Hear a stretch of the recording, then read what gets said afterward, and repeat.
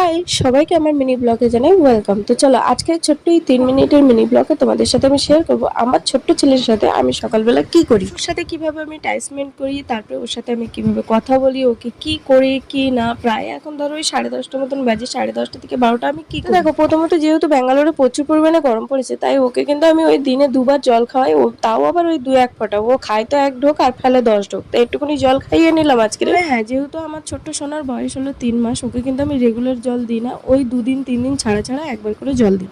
আবার দিনে 1 থেকে 2 বার। আর এই দেখো এখন ওর মালিশ করব। আর এই যে বোতলটা দেখতে পাচ্ছ, বোতলের প্রোডাক্টটা কিন্তু অন্যরকম, আর এর ভেতরে তেলটা আছে অন্য, কারণ সর্ষের তেল আছে এর মধ্যে, আর সর্ষের তেলের মধ্যে কিন্তু মেথি আর কালো জিরে আছে। হ্যাঁ, দেওয়া নাকি খুব ভালো আমি শুনেছি এবং অনেককে দেখেওছি ব্যবহার করতে। তো দেখো ওকে যখন মালিশ করি, তো বুকের ভিতরে যখন ডলি, ও তখন বুকটাকে না এরকম ঠেলে ওঠার চেষ্টা করে, বা ও আমার সাথে কুস্তি করে বলতে পারে। নাকে হাত দেওয়া যাবে না, কানে হাত দেওয়া যাবে না, গায়ে হাত দেওয়া যাবে না, সব জায়গায় ওর কাতুকুতি। যেহেতু ও এখন খুবই ছোট্ট, কাতুকুতু তো লাগারই কথা, তাই না? তো ওকে দেখো আমি মালিশ করছি, ওর সাথে খেলা করছি, মানে বিভিন্ন রকমের আইটেম দিয়ে ওর সাথে আমি পোজ দিচ্ছি ওকে। তারপরে ঘরে সর্ষের তেল না থাকার কারণে কিন্তু বেশ কয়েকদিন ওর মালিশ বন্ধ হয়ে গেছিল। তারপরে তোমাদের দাদাভাই 500 সর্ষের তেল আনতে, মধ্যে 50 কি 100 আমি রেখে দিয়েছি, ওই যে আলু মোলা মোলা খেতে হয় ওই জন্য। আর বাকি সব তেলেই কিন্তু আমি মেথি আর কালো জিরে রেখে দিয়েছি, যাতে ওই তেলটা তোমাদের দাদাভাই ব্যবহার না করতে পারে। কারণ মাসে 30 দিনের মধ্যে 25 দিন কিন্তু তোমাদের দাদাভাই রান্না করে, আর ও না প্রচুর পরিমাণে তেলগুলো নিয়ে নেয়, আর তেল নিয়ে নিলে তখন এর মালিশ বন্ধ হয়ে যায়। আমার ছোট্ট সোনাকে কিন্তু শুরু থেকেই সর্ষের তেলই মাখানো হয়। তারপরে মধ্যিখানে ওই যে তেলের বোতলটা দেখলে, ওটা 100 গ্রাম সম্ভবত, ওই তেলটা একবারই যা মেখেছে, তারপরে কিন্তু আর মাখিনি। ওর থেকে কন্টিনিউ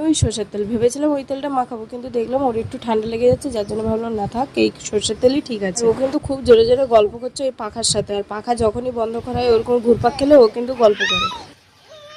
তারপরে দেখো ওকে চান করিয়ে চলে এসেছি, ওকে এখন রেডি করাচ্ছি। তো দেখো ওদিকে পরিয়ে দিয়েছি একটা ওই ড্রাইপারের মতন একটা প্যাম্পাস, আর প্যাম্পাস না অ্যাকচুয়ালি প্যান বলতে পারবো, কি বলে আমি জানি না, দিয়েছি গেঞ্জি পরিয়ে। আর এই যে কাজলের টিপ পরাতে গেলে ওর সাথে আমাকে প্রচুর পরিমাণে নাটক করতে হয়। তো প্রথমত আমি একটা আঙুল দিয়ে ওকে একটু বোঝাই যে হ্যাঁ তোকে আমি টিপ পরাচ্ছি, পরে গিয়ে টিপ পরাই। 2 পায়ে 1 হাতে দিয়ে দিলাম টিকের ফটা, মানে কাজলের ফটা। তারপর একটু মাথাটা ছেনে দিচ্ছি, চুলটা কিন্তু খুবই পাতলা, হাওয়া দিলে ফুরফুর করে উড়ে যায়। তো যাই হোক, এখন দেখো ওরকম করে কেন তাকাচ্ছে জানো, ওর কানটা না প্রচুর পরিমাণে ও চুলকাচ্ছিল। তো আমি ভেবেছিলাম হয়তো চুলকানিতে ওই জন্য চুলকাচ্ছে, কারণ কি ওর কানের গলায় একটা ছোট্ট ফুসকানি মতন বেরিয়েছে। তারপরে আমি ভাবলাম না, একটু দেখি কানটা একটু করে দেখি, চুপ করে আছে। আর এই যে আমার হাতে যে ময়লাটা দেখতে পাচ্ছ, ওটা কিন্তু ওর কান থেকে আমি বের করেছি। ওই যে 1.5-2 মাস আগে যে ওর কানে পুঁজ হয়েছিল, তারপরে তো ডাক্তার দেখাতে ওই ওষুধ খাওয়াতে কানটা শুকিয়ে গেছিল, আর ওই শুকনো হতে পুঁজগুলো ভেতরে শুকিয়ে গেছিল। ভেতরে শুকনো হওয়ার কারণে ওই যে কানে খড়খড় করে কান চুলকায়। তো ভাবলাম একটুখানি ওর কানটা চুলকেও দিয়ে আর ময়লাটা বের করে দিয়ে, এক কানে বের করতে পেরেছি আর এক কানে বের করতে পারিনি। তোমাদের দাদাভাই বললো আমি বের করে দেবো, কারণ কি এই যে কটনের যে তুলোগুলো হয় এগুলো দিয়ে না বের করে যায় না। তো ওই যে কানে দেওয়া এই যে শাবলটা, আমি এইটা দিয়ে কিন্তু ওটা বের করেছি। আর আমার না খুব পরিমাণে ভয় লাগে এটা দিয়ে বের করতে।